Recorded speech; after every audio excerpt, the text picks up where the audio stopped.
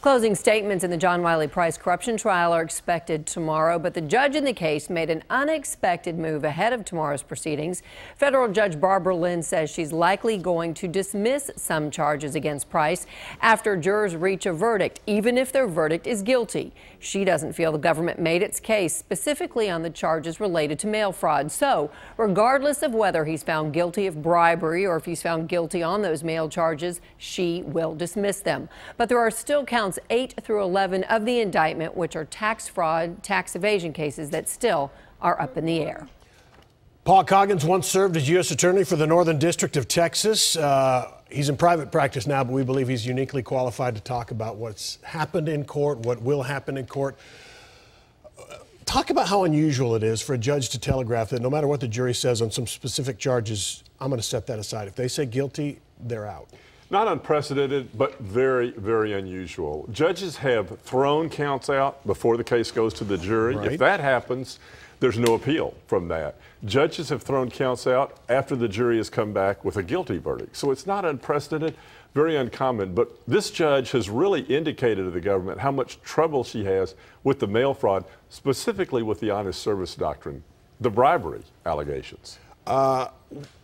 Now, but count number one, that's still open. That's still conspiracy. Yeah. But it seems to me that if the bribery counts fall, that conspiracy count is hanging by a thread. I guess it's technically separate, but it's kind of hanging by a thread. What really remains of the case, the guts of the case will be gone without the bribery allegations. What will remain will be the tax counts. Right. Let me ask you something. Why not just... Viewers hear these terms every once in a while. Why not just do a directed verdict or a summary judgment? The Price attorneys asked for some summary judgments on charges. Why not do that? This seems like an odd time. I don't know. Is it? I mean, why not do some of those earlier? Well, the judge had two choices. The judge, if she really felt the counts were inadequate, insufficient evidence to support them, she could have tossed them out. Okay. And at that point, as I said, the jury never sees them. There's no appeal from that.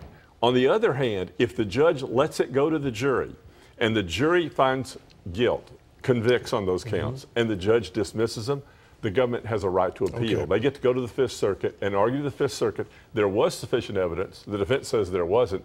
Let the appellate court decide. But she couldn't have handled this a week ago when Price's attorneys asked for summary judgment. Well, it's technically, you can raise it at the end of the trial after the government's case. They raised it once, they raised it again. So technically she could have, but as soon as the government rested their case, she could have reached the same decision. Okay.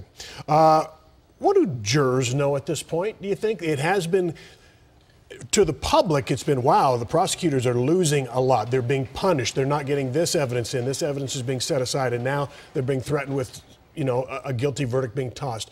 What do jurors know? Do they know any of this is going on? Yeah, the one thing the jurors know is that the jurors got an instruction from the judge. The last time the government had the discovery snafu, the judge instructed the jurors, said, look, we're having this issue because the government didn't turn over documents.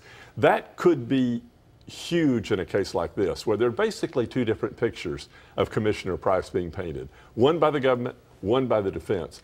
And the question is, which one do you buy? Which one do you trust? And here the judge has put a little chink in the government's armor when she gives that instruction to the jury. I got a lot of email tonight. It's interesting, after this, heard the story earlier, saying, why should I even serve on a jury if I come to a decision and then the judge decides whatever she wants to? Do judges like to overturn jury verdicts or set them aside? No. The judges, it's very rare. It's not common at all. The judges don't like to invade the province of the jury, but it's part of the judge's job, by the way, to make sure there's sufficient evidence to go to the jury. And here, as I said, the judge could technically, she could have taken it away from the jury before they even deliberated. The jury won't know all this information we know about the judge's doubts about these counts.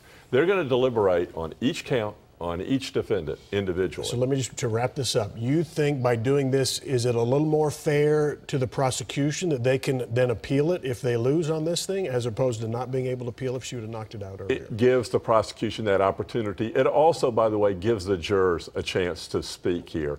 The jurors could find Commissioner Price not guilty on these counts, in which case Judge Lynn doesn't have to make this decision at all. And tax fraud and tax evasion, those are serious charges. They're very serious charges. Those might be the only ones left standing, but those are serious charges. Very serious charges. This may end up being a tax case disguised as a bribery case. Okay. Paul Coggins, thanks for coming in. Appreciate your insight. Yeah.